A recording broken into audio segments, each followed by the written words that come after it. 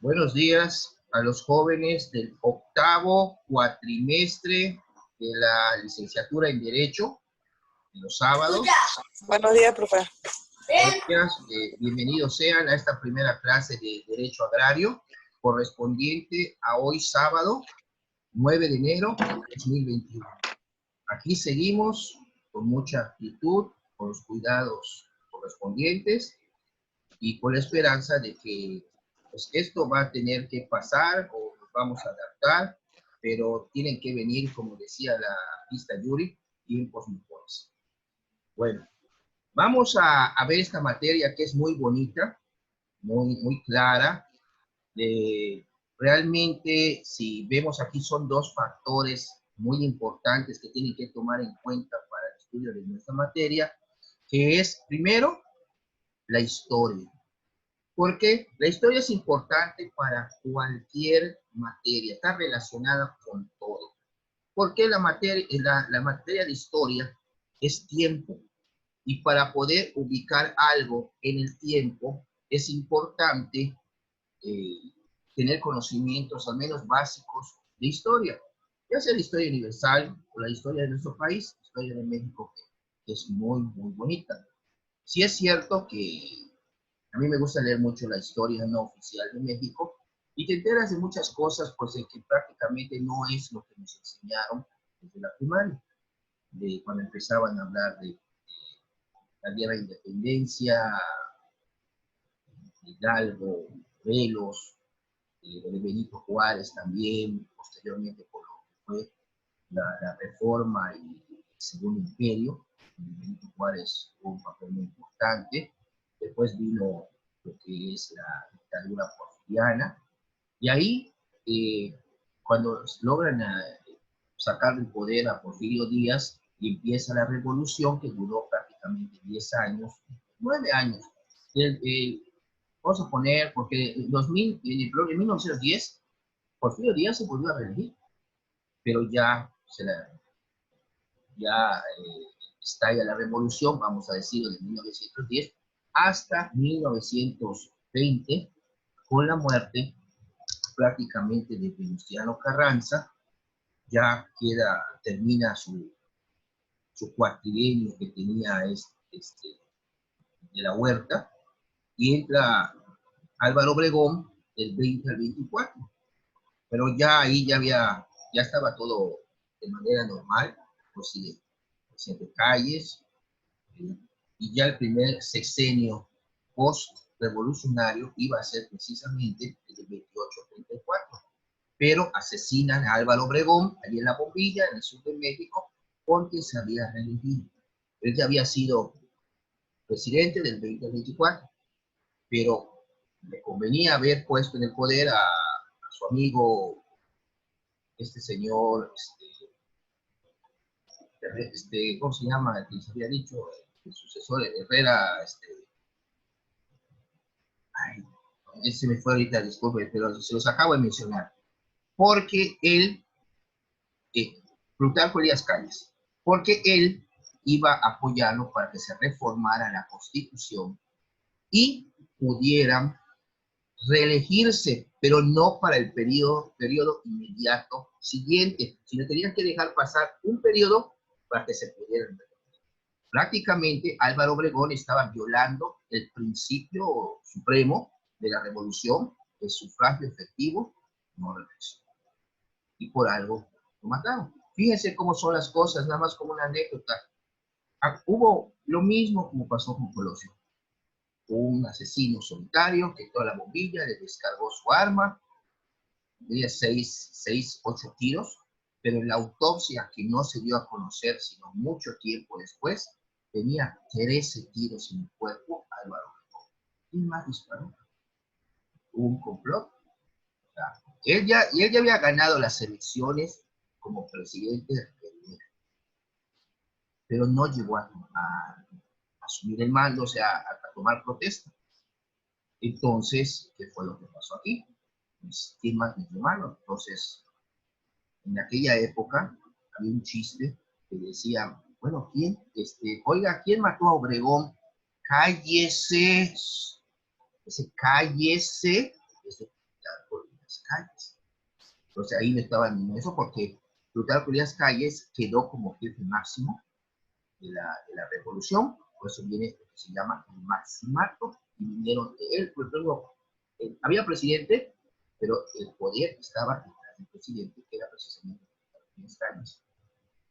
Es muy interesante la historia, pero ven cosas que realmente no es como lo han enseñado. En este caso, pues, hasta que Plutarco Elías Calles puso a Cárdenas para que terminara los dos últimos, perdón, para que fuera el sucesor de Abelardo Rodríguez, que era el que terminó los 6 años. Primero, hubieron 3 presidentes, y como el segundo, Pascual Ortiz Rubio, renunció, pues Abelardo Rodríguez, incluso en el canal de History Channel, ponen un documental de él, era uno que le gustaba mucho los casinos, metió los casinos lo que es la parte norte de nuestro país, y él terminó los 6 años que iban a ser Dobregó prácticamente, o sea, había 3 presidentes. Bueno, Calles mete como candidato a Lázaro Cárdenas, pensando que iba a ser voto primero. Pero no, Cárdenas gana, sí, en un principio, pues, como que dicen, navegó con su banderita, pero ¿qué pasa? Cárdenas cambia el gabinete que le tenía puesto Plutarco Elías Calles, y el golpe final se lo da cuando saca a Plutarco Elías Calles, a este Luis Morones y a otro allegado de ellos, y los exilia a los Estados Unidos. Es más, Plutarco Elías Calles estaba durmiendo en su casa, con tu pijama, prepara su maleta, llegó el ejército, un avión, y directo a los Estados Unidos. Desde ese momento, con Cárdenas, no había más poder que el presidente. Vean cómo son las cosas, cómo se arman. Desde ahí en adelante, pues la fuerza política, el poder que ha tenido el presidente de México ha sido.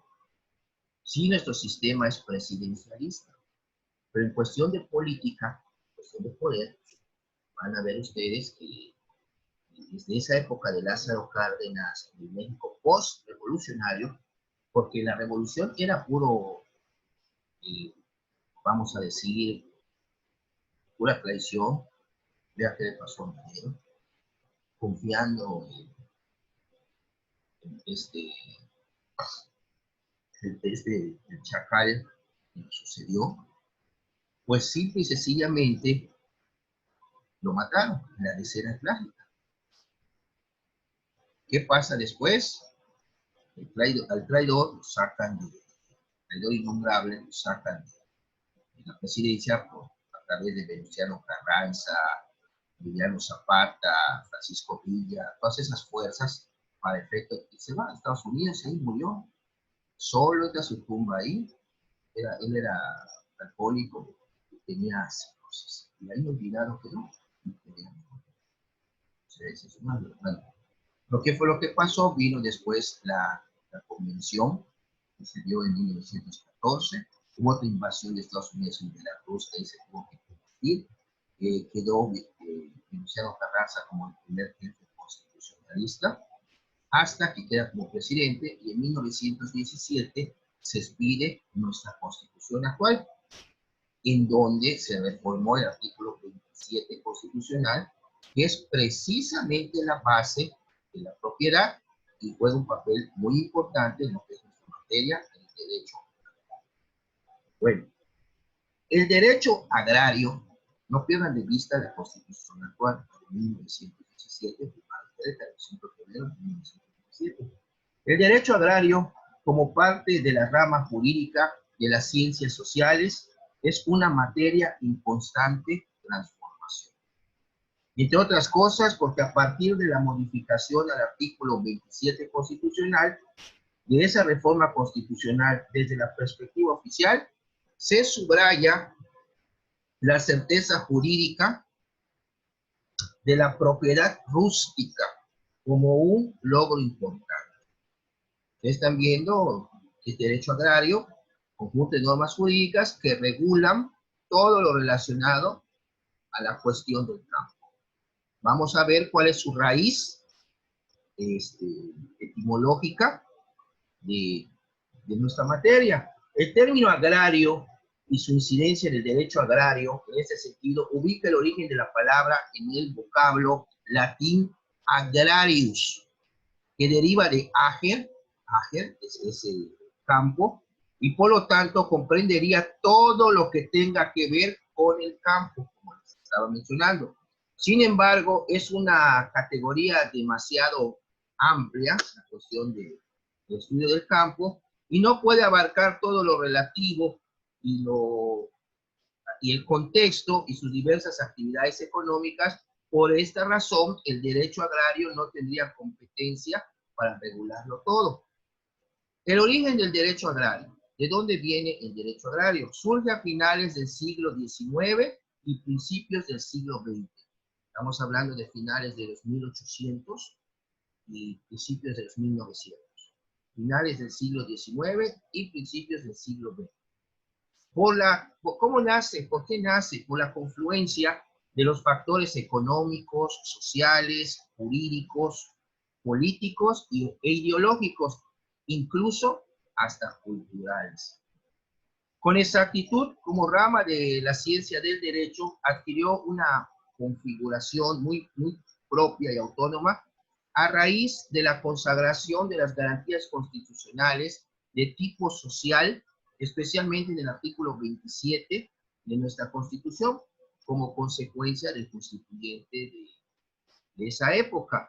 Con él nació el derecho agrario revolucionario o derecho de la reforma agraria, y modifica y adecua los principios de normatividad general que subsistieron y se crearon aisladamente desde la etapa que consideramos en el antiguo derecho agrario, y que tiene su punto de partida en las disposiciones sobre la tenencia de la tierra en el México prehispánico y en la península ibérica, conjugados en el derecho indiano. Acuérdense que en la época de la colonia hubo lo que se conoce como las leyes de Indias, es el derecho indiano, que se creó precisamente para regular todas esas cuestiones que se daban durante la colonia, incluyendo la propiedad. No se les olvide, jóvenes, que previamente tienen que entrar a la plataforma a checar su asistencia. Hay un rubro que dice asistencia y el horario, para que estén dentro de lo que es el horario de clase. El artículo 27 constitucional, y aparte tenemos el cuarto. El cuarto ya lo habíamos visto cuando vimos el artículo 4, el derecho a la salud, en el módulo de derecho administrativo 2. De acuerdo a los artículos constitucionales, el 27 establece que se acaba lo que es el latifundismo. Hay personas que tenían enormes extensiones de tierra para una persona. Esto se acaba. Incluso vamos a ver en esta materia, cuando estemos llegando a lo que es el México independiente, estemos citando la reforma, por qué le quitaron el poder a la iglesia por parte de la ley de reforma, la Constitución de 1857, que es la que no, o sea, una constitución muy radical, muy liberal. Con solo decirles que Porfirio Díaz se había tenido, bueno, su pareja era una sobrina, ¿eh? Y en el hecho de muerte mandaron a hablar al obispo de esa época para que efecto los casara y entonces pudiera morir en paz al Señor. Pero sí, el obispo accedió y le dijo que con una condición: tenía que apurar la Constitución de 1857, donde tomó protesta Porfirio Díaz cuando asumió la presidencia. O sea, bueno, en cada periodo, para efecto de que el pueblo pudiera casar, pudiera usar los óleos, condicionó, y no le quedó más remedio a Porfirio Díaz que tener que apurar esa constitución que juró proteger, cumplir y todo durante sus periodos presidenciales, y así fue como los casaron, dieron los santos óleos, la señora falleció, y Porfirio Díaz pues ya era el viudo, aunque realmente en las figuras civil, como ustedes han visto, el estado civil viudo no existe, ni el estado divorciado, divorciada. Vuelven las personas a quedar solteros. ¿Y cuál es su estado civil? Casado o soltero. En este caso, pues, se casó, pero con condiciones para que puedan dar incluso los sacramentos, porque el matrimonio es un sacramento, también este obispo, pues, y al presidente pedir que apulara la Constitución de 1857, que era la Constitución que en esa época estaba en vigor. Porque acuérdense que la del 17 es prácticamente la actual, si lo vemos, es la que nos está viviendo a pesar de muchísimas reformas que ya se han hecho. Se acabó el latifundismo, incluso no es vacilar, tengo un libro muy excelente de Derecho Agrario Civil, es este. Incluso de este libro estoy elaborando las clases y las síntesis que van a tener semana por semana. Por ejemplo, la de esta semana ya está en plataforma para sus cuestionarios también, pero solo que tienen que estudiar, ojo, la síntesis.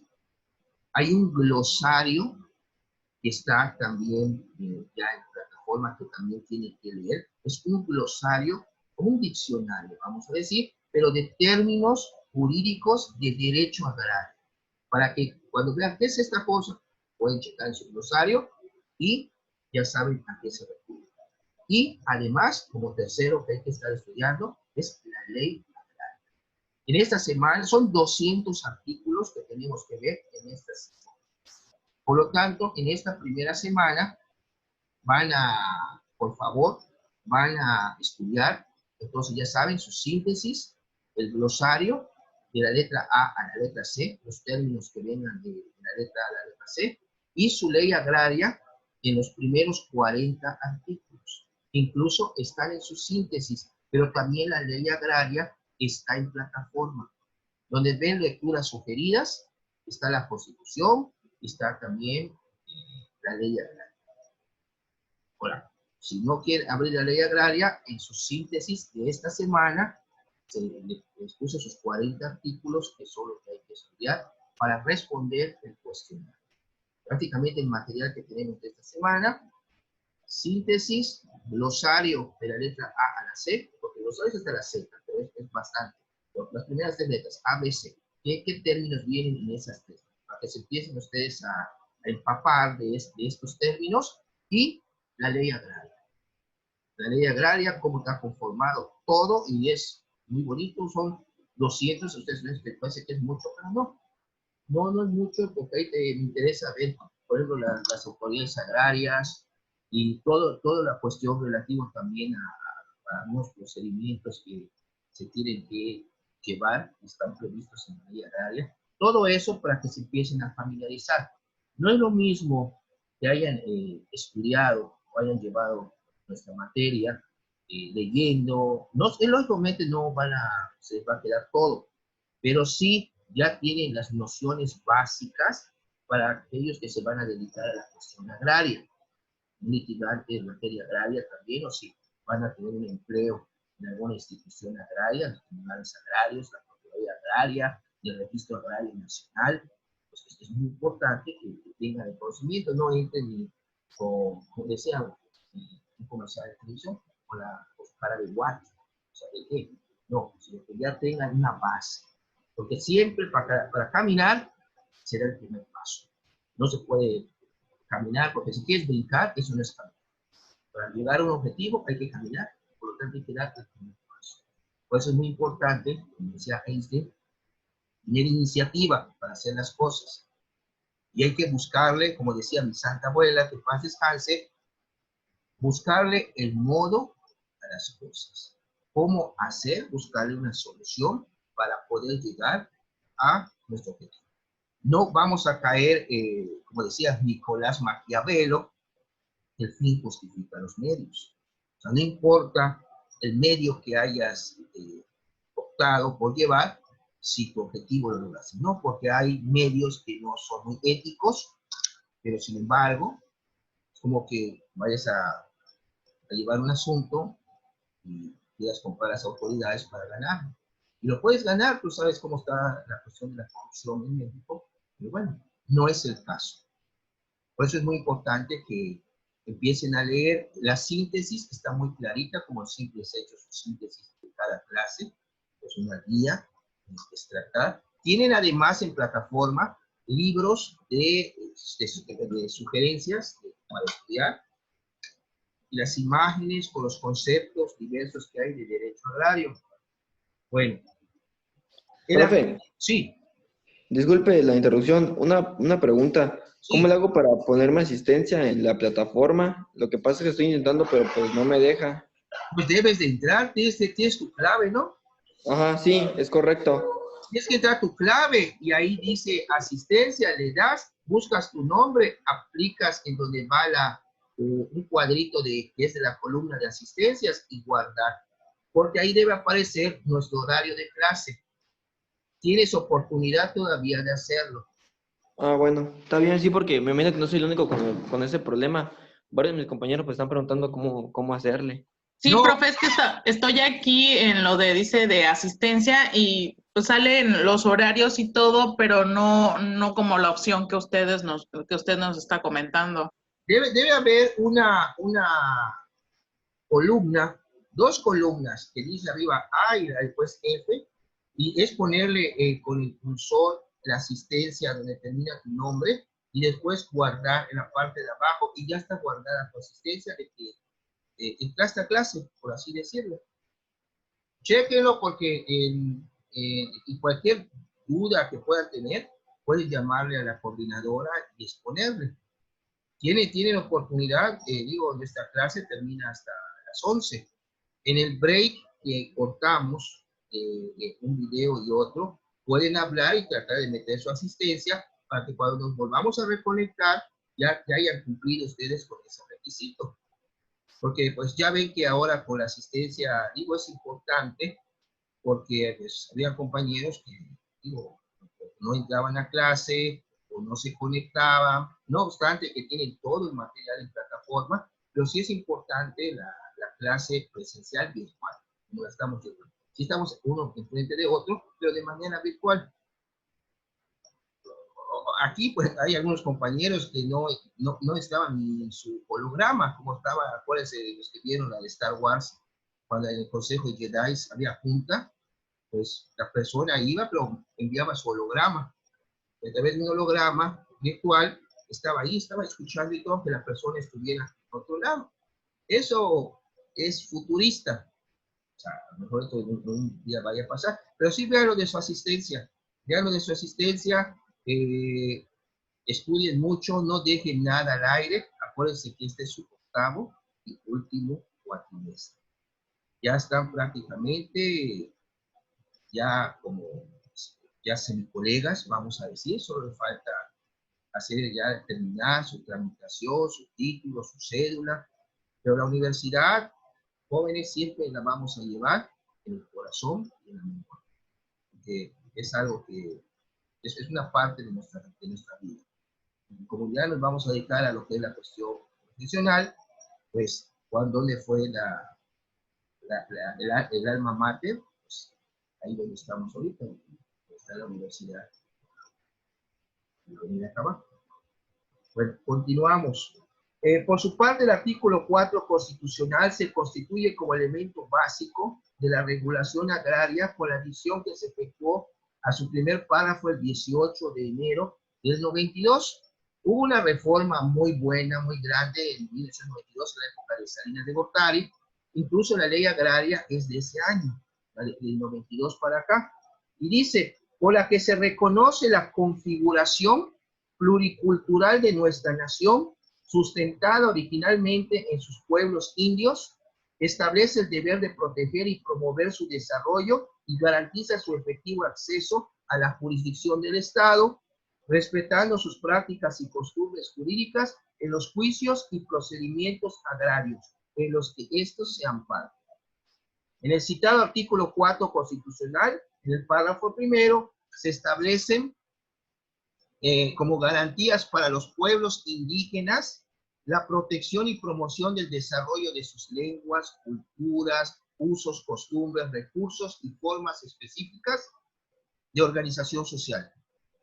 También tenemos su efectivo acceso a la jurisdicción del Estado y tomar en cuenta sus prácticas y costumbres jurídicas en los juicios y procedimientos agrarios en los que sean parte.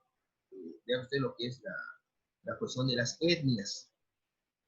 El mejoramiento, con respecto al artículo 27 constitucional, encontramos como algunas garantías sociales, estamos hablando de las garantías sociales, el mejoramiento de las condiciones de la vida rural, el fraccionamiento de latifundios, esas enormes extensiones de tierra fraccionadas, porque siempre se ha buscado lo que Emiliano Zapata siempre sostuvo, un justo reparto agrario. No se vayan por la finta.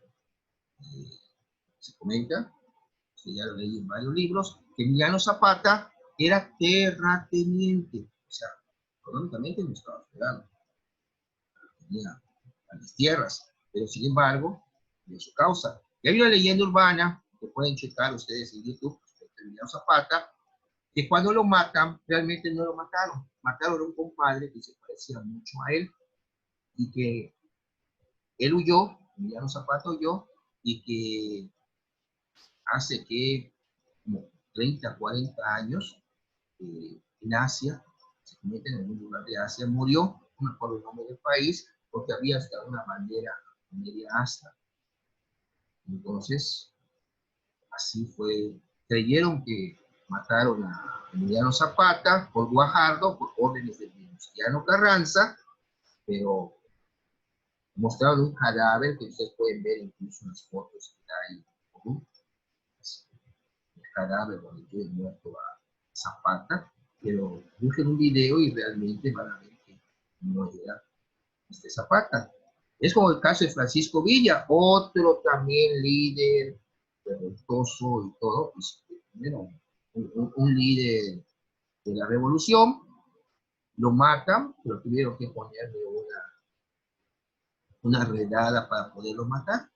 Y ya muerto, a ese lo mataron, lo decapitaron. O sea, en la tumba robaron su cráneo, que hasta hoy no se sabe dónde está. Unos dicen que está posiblemente en una hermandad en Estados Unidos, de la hermandad tiene la figura de un cráneo. Otros de que unos militares lo robaron para dárselos a un superior, y como no aceptaron, lo tiraron, que otro lo tiene un coleccionista, no se sabe. Entonces, ¿qué fue lo que pasó? Lo que quedó del cuerpo lo pasaron a otra tumba para que uno vea que vengan por el resto. Y pusieron ahí a lo que es una mujer, los restos de una mujer. ¿Y qué es lo que pasa? Pues cuando sacaron los restos de Pancho Villa para llevarlos al Monumento de la Revolución, pues ¿serán los restos de él realmente o serán los restos de una mujer? Bueno, eso también lo pueden checar ustedes. Son cuestiones históricas interesantes. Otra cuestión también que usted nos dice, que tampoco fue fusilado Maximiliano. Como era masón, igual que Juárez, entre hermanos masones no se matan, pues simple y sencillamente simularon con otra persona el fusilamiento. Maximiliano le dieron que pudiera ir y se fue a vivir a San Salvador. Ahí en San Salvador él llegó, mucha gente lo comenta todavía, y eso sí, la persona existió, que llegó con todas las características de Maximiliano, solo que descalzo. Y él se hacía llamar Justo Armas. Es más, gente de Austria fue a averiguar si era cierto y él no los quiso recibir. No sé que si unos dicen que es una leyenda urbana, que porque sí, efectivamente a Maximiliano lo fusilaron, le tuvieron que hacer cuando te conservan el cuerpo una segunda, ese embalsamamiento por segunda vez, porque cuando lo traen de Querétaro estaba mal embalsamado, ya habían hecho hasta el negocio, su sangre, vendían cositas de mancha a las señoras de esa época, la sangre de oro. Y se enteró Juárez, ¿no? Lo volvieron a embalsamar para que pudiera llegar, digo, por lo que quedaba a Austria, con su familia, y ahí en la iglesia de San Andrés, que está en México, la tumbaron, porque no quería Juárez que ese lugar fuera un sitio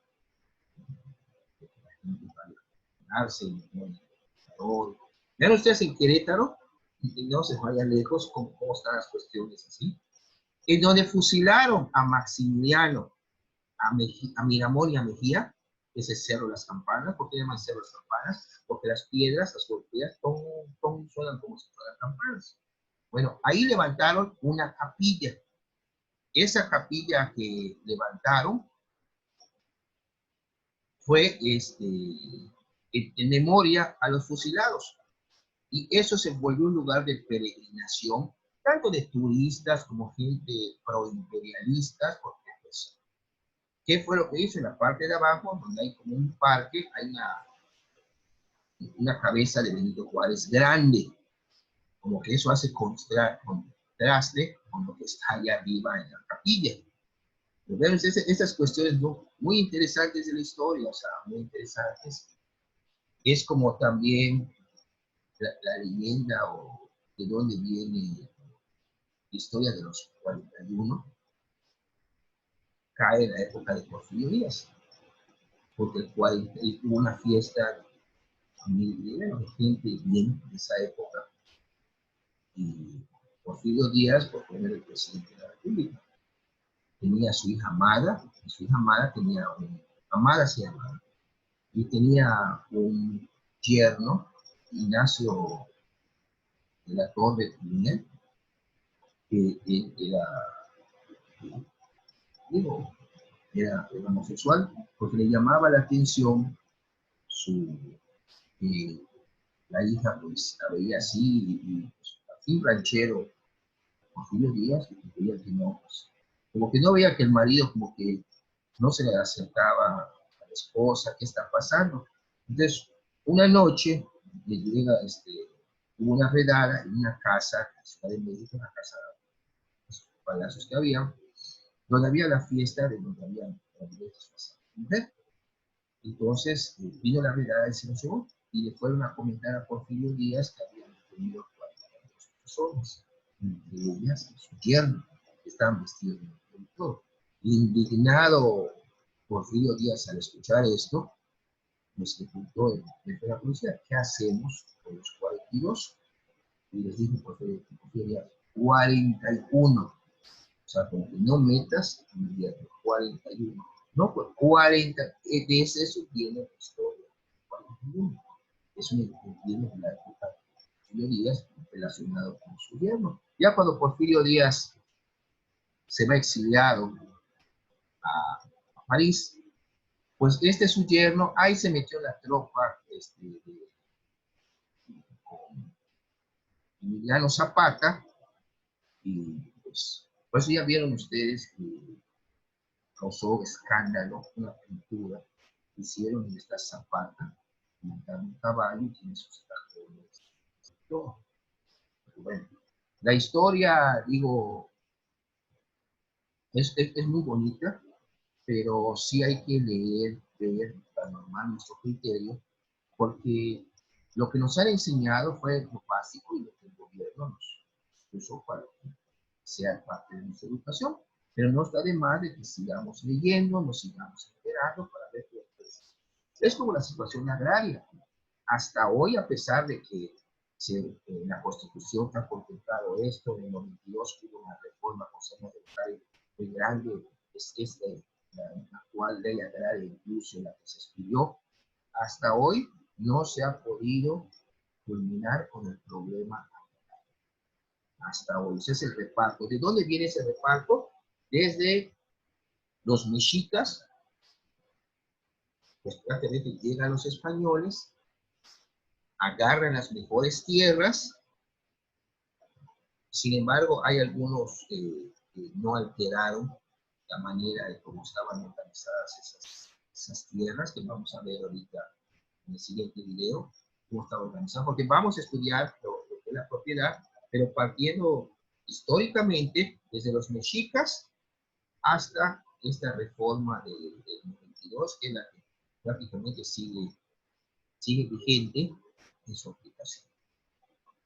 ¿Hay alguna pregunta hasta aquí? Jóvenes, Mariana, Alberto. No, profe, todo Bueno, bien. bueno, ok. No, profe, todo bien. Okay, Nada más entonces, andamos batallando con lo de dónde poner la asistencia todavía.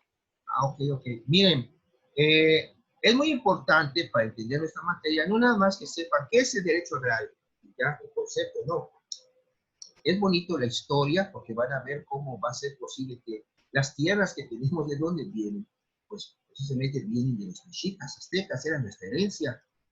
Si México, cuando obtiene su independencia, ¿cómo nace el México independiente? Como imperio, como estaba el imperio azteca.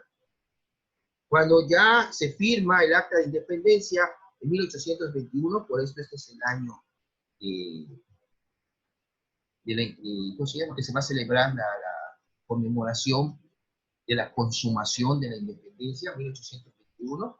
Bueno, esas tierras las agarraron los españoles.